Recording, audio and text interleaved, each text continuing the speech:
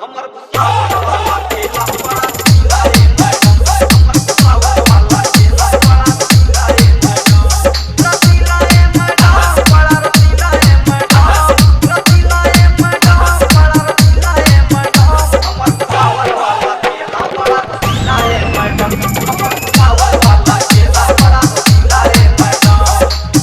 गौवा जवारी में सगरी बाजारी में खोजे न पैसे तू दूसरा दुकान में, चाह तो एक बेरी अजमा के देखा मिली न गड़बड़ी कौनो सामान में। दिन में तू खा चाहे राती में खा चाहे फ्रूटी खा तू बैठ के, करी न नुकसान तनिको कसम से साझी के खा चाहे भोरही में उठ के।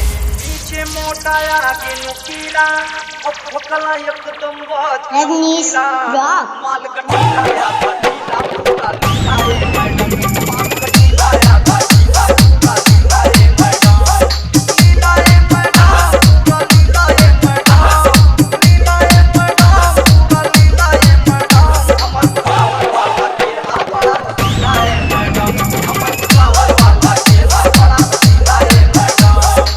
सूरत के तोहरे हो गई दीवाना सेवा में हाजिरी कई देहनी सेत में, देखा पसंद जो हो के नहीं हमा तयावा चला हमरा संगे खेत में।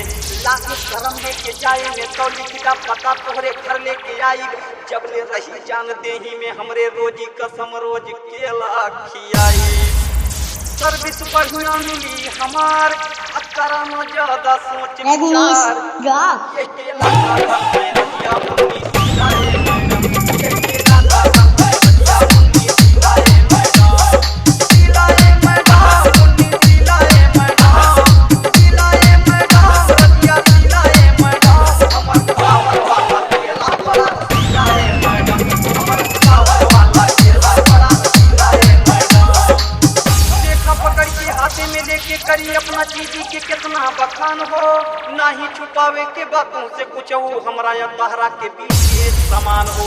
एकरा से ज्यादा बताएं कतों से पारू नयन जान भैलू जवान हो, जानीला हम एक बेरी जो खैबू तो कमलेश भैया के फजबू दुकान हो। राम स्वरूपी नंदा वाला अब बेचत बा केला Rajnish वाला, Rock. रखिया